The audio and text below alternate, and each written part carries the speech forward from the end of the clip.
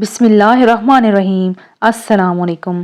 Video cassette جس نے میری زندگی برباد کر دی۔ ایک دوشیزہ جو یونیورسٹی کے مرحلے میں تھیں، اس کی 3 بہنیں ہیں، ایک ہائی کلاس میں جبکہ 2 مڈل میں پڑھتی ہیں۔ باپ سبزی فروش ہے اور محنت کرتا ہے تاکہ ان کے لیے زندگی کا لقمہ کما سکے۔ یہ لڑکی یونیورسٹی کی پڑھائی میں بڑی قابل تھی، اچھے اخلاق اور عمدہ ادب میں معروف ہے۔ تمام کلاس فیلوز اس سے محبت کرتی ہیں اور اس کے قریب ہونے کا شوق رکھتی ہیں کہ وہ ممتاز حیثیت سے فائق ہے۔ اس دوشیزہ نے کہا، ایک دن میں یونیورسٹی کے گیٹ سے نکلی تو اچانک ایک نوجوان میرے سامنے تھا۔ وہ میری طرف ایسے دیکھ رہا تھا جیسے مجھے پہچانتا ہو۔ میں نے اس پر کچھ توجہ نہ دی لیکن وہ پیچھے ہو لیا، پست آواز اور بچگانہ کلمات میرے ساتھ باتیں کرنے لگا۔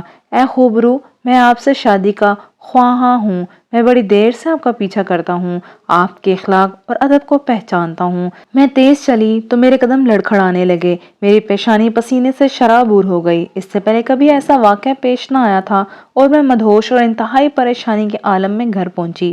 اس موضوع پر سوچتی رہی اور خوف، گھبراہٹ اور بے چینی سے اس رات نہ سو سکی۔ اگلے دن میرے یونیورسٹی سے نکلتے وقت میں نے اسے گیٹ کے سامنے پایا۔ وہ مسکرا رہا تھا۔ اس کا مجھ سے چھیڑ خانی کرنا اور پیچھے چلنا کئی بار ہوا اور اس کام کی انتہا اس چھوٹے خط سے ہوئی جو اس نے گھر کے دروازے کے پاس پھینک دیا۔ میں نے اس کو اٹھانے میں تردد کیا لیکن اٹھا لیا۔ میرے ہاتھ کب کبا رہے تھے۔ اسے کھولا اور پڑھا تو اچانک اس میں محبت بڑے کلمات، جنون عشق نیز جو اس نے مجھے تنگ کیا اور پریشان کیا تھا، اس کی معذرت کی تھی۔ میں نے کاغذ پھاڑا اور پھینک دیا۔ کچھ دیر بعد فون کی گھنٹی بجی۔ میں نے ریسیور اٹھایا تو اچانک وہی نوجوان خوبصورت کلام سے بول رہا تھا، آپ نے خط پڑھ لیا یا نہیں؟ میں نے کہا، اگر تم نہیں سدھرے تو میں اپنے گھر والوں کو بتا دوں گی اور تباہی تمہاری ہوگی۔ ایک گھڑی بعد دوبارہ فون کر دیا، پیار جتانے لگا کہ میرا مقصد بڑا نیک ہے، وہ قرار پانا اور شادی کرنا چاہتا ہے، نیز وہ بڑا مالدار ہے، عنقریب میرے لیے وہ محل بنائے گا اور میری تمام آرزوؤں کو پورا کرے گا، وہ اکلوتا ہے اور اس کے خاندان سے کوئی باقی نہیں بچا، اور اس پر میرا دل نرم پڑ گیا اور بات چیت کرنے لگی، بے تکلفی اختیار کرنے لگی۔ اب میں ہر وقت ٹیلی فون کے منتظر رہتی، یونیورسٹی سے نکلتے وقت اس کو تلاش کرتی کہ شاید اس کو دیکھ پاؤں، لیکن بے سود۔ ایک دن یونیورسٹی سے نکلی تو اچانک وہ میرے سامنے تھا۔ میں خوشی سے پھٹ پڑی، پھر اس کے ساتھ گاڑی میں گھومنے شروع ہوئی۔ میں بیٹھی اس کی طرف دیکھتی رہتی اور وہ میری طرف ہی دیکھتا رہتا۔ پھر ہمیں جہنم کے ڈھانپنے والے عذاب نے ڈھانپ لیا۔ مجھے اس کے سوا کچھ پتہ نہیں کہ میں محض اس نوجوان کا بڑا شکار بن چکی تھی اور سب سے عزت والی جس چیز کی مالک تھی اس کو کھو بیٹھی تھی۔ میں جنون زدہ کی طرح اٹھی، تو نے میرے ساتھ کیا کیا؟ تم ڈرو نہیں، تم میری بیوی ہو۔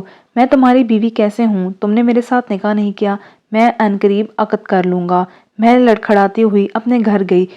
میری پنڈلیاں مجھ سے اٹھائی نہیں جا رہی تھیں۔ آگ میرے وجود میں شعلہ زن تھی۔ الہی، میں نے کیا کر دیا؟ کیا میں پاگل ہو گئی ہوں؟ مجھ پر کیا مصیبت پڑی؟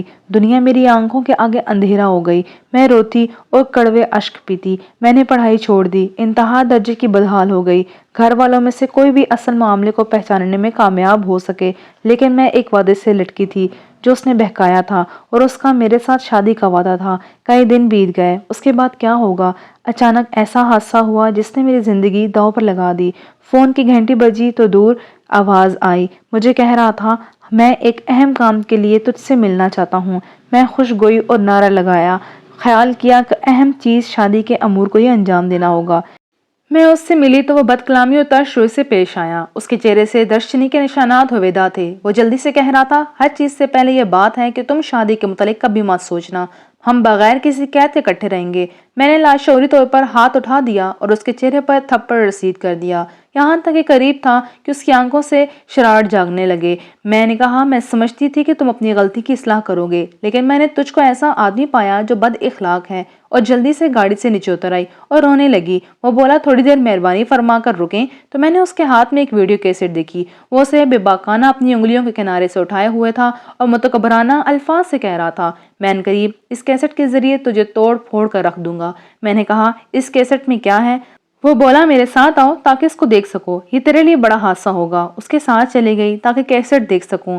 میں نے وہ مکمل فلم دیکھی تو جو کچھ حرام کام ہمارے درمیان ہوا تھا وہ اس میں ریکارڈ تھا۔ میں نے کہا اے بزدل، تو نے یہ کیا کیا اے گھٹیا انسان؟ اس نے کہا ہم پر خفیہ کیمرے نصب تھے جو ہر حرکت اور پست آواز کو ریکارڈ کر رہے تھے۔ تیری تباہی کے لیے یہ کیسٹ مجھے اسلحے کا کام دے گی۔ یہ تو میرے احکامات کے تابع اور میرے اشارات کی فرمانبردار رہو تو کچھ نہیں ہوگا۔ میں رونے اور چلانے لگی کیونکہ صرف میرا معاملہ نہ تھا، میں اس کے ہاتھ میں قیدی تھی۔ وہ مجھے ایک آدمی سے دوسرے آدمی کی طرف منتقل کرتا رہا اور رقم بٹورتا رہا۔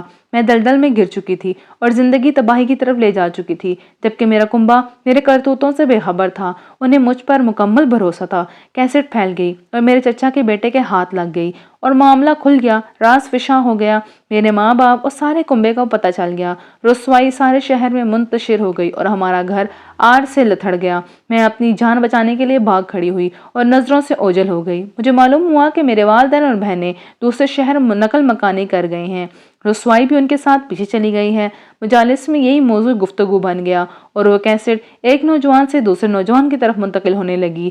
میں رذالت میں ڈوبی بدکار عورتوں کے درمیان رہنے لگی۔ یہ گھٹیا شخص ہی سب سے پہلے مجھے یہ رخ دینے والا تھا۔